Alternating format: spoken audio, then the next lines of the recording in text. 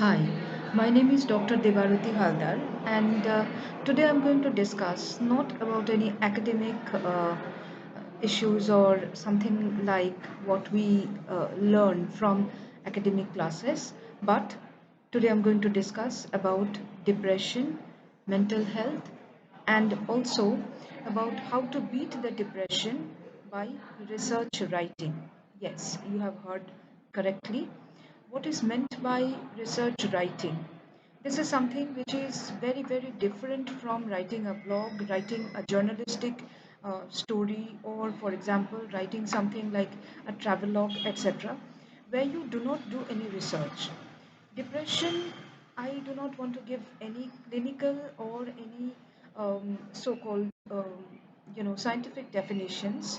But depression can be a state of mind where you are not feeling well, mentally you are not feeling good. Uh, there can be different reasons, there can be different causes. For example, you may have had a bad day at your workplace. You may have given your application. Um, the employers basically selected you, but finally you have not got any sort of response from them because your CV has gone for a CV pool, or for example, it's a nothing but CV drain. Or, for example, at home, you may have undergone different types of depressions. Or, for example, you are a woman and you have seen some, emotional breakups at your life. Or you are a wife, you are a girlfriend who have basically gone through some kinds of cheating, etc. So there can be different, feelings that are associated with depression. The extreme is obviously self harm, and when I say self harm, it can also mean suicidal. To be very frank, I have also felt extremely depressed. There can be several reasons for this. There are several reasons for this. I have also seen cheating in life. I have also been victim of CV drain. I have been invited by many universities, many institutions to give my applications, and I say quote unquote invited to give my applications, you know, for appearing for the interviews, etc. I have been praised in the interview sessions also, but at the same time, I have seen no results from such institutes, colleges, universities, etc. I was told many reasons, none of which are basically, according to me, are true. They cannot be true.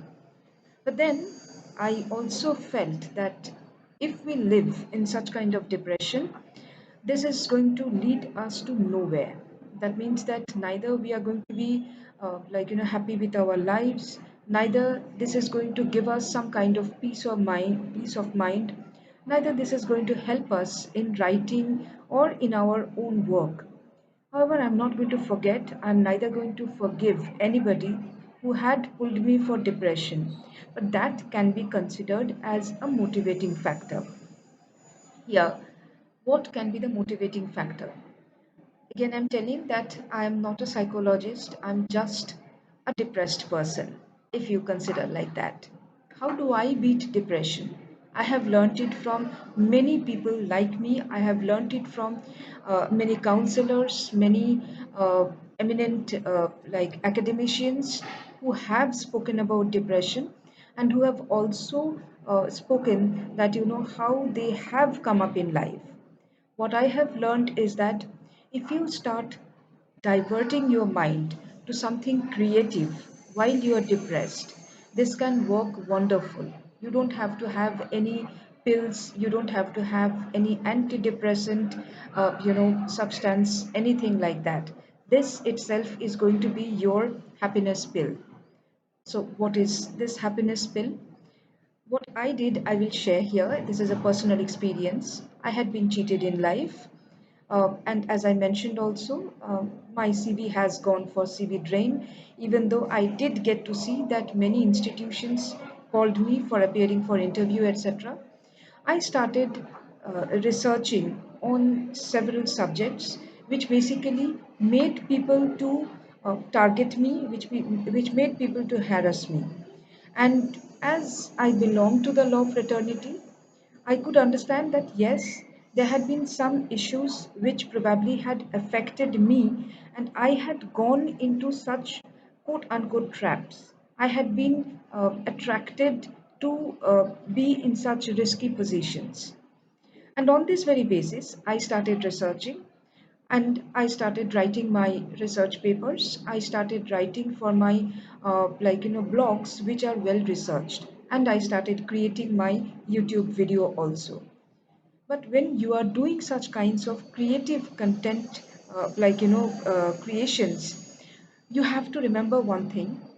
It may be extremely painful to write about these issues in your paper, in your blogs, explain these things on your YouTube content, that is, in your video contents, etc. But you should avoid, first of all, you should avoid taking names of the persons whom you think have basically victimized you or because of whom you have become depressed. You should also avoid taking the names. Say, for example, if you have been cheated in a relationship and you know that your spouse, your boyfriend, your girlfriend, etc., they have ran away with some other, persons, you should neither take their names. I know that this is a very, very hard feeling for everybody. I get emotional too while thinking about all these things. But you should understand one thing, that everything, especially when we are talking about cheating, we are talking about harassment, we are talking about making us feel depressed. Everything is connected with criminal law, everything is connected with tort law. And again, everything circulates around the question of burden of proof. Now, you are bringing the plea for making people understand, for making others understand that you are not feeling well, you are feeling depressed. But everywhere, if suppose, for example, this content or your that write up, etc., where you're taking the names of the persons, if those persons feel that no, you are actually telling a lie, because they will always try to use your content as something which can be defended by them, that no, I never did it and she or he is telling a lie. So in such cases, he may take you to the court, he may take you to some, or she may take you to some forum where you will be answerable. Why did you make such content? Even if it is writing also, why did you make such content where you have taken the names? Do you have any proof? Most of the times, we may feel depressed, we may feel cheated, we may feel brain drained, but we may forget to create that proof. And as you know, that in the courts of law, in the forums where there is some kind of punishment things might happen, everything might center around the question of how far you have proved that that person is liable to be punished because that person has harassed you, depressed you. So try to avoid taking the names, because on this very basis, that particular person or that group of persons may take you for defamation suit. So it becomes a U turn where you are victimized, you try to defend yourself, you try to tell others that I have gone through such situations, I'm trying to come out and I am creating such contents, but you have taken their name, and that has been considered as a very much defamatory content. And that person against whom you are trying to win over, they are taking you to the court stating that no, you are the perpetrator, you are the person who has defamed them. This is a very hard truth. And the moment that you start feeling depressed, there is something in our heart, in our brain, which starts working, that how you can take the revenge. you know Most of you will agree with me, but if you think that you can take the revenge by working, and also content creation for positive outcomes, etc., you have to start writing, you have to start creating something which is well researched. Again, I'm telling, never take the names of the persons who have harmed you, but you can do the research on why such harms have happened, how many persons have probably undergone such kinds of harms, and also how they can be prevented from being victimized, how they can protect themselves from becoming more depressed. And you will get to see that, when you get addicted to this pill, that is this, like, substance, that is happiness pill, that is the research writing pill, nothing will actually make you or pull you back to depression. Yes, your cheatings, or for example, the brain drain, the CV drain, etc., that will stay in the back of your mind, and that should motivate you to write more. That should motivate you to research more. But again, I'm telling, get addicted to research, get addicted to research writing. This is a wonderful world.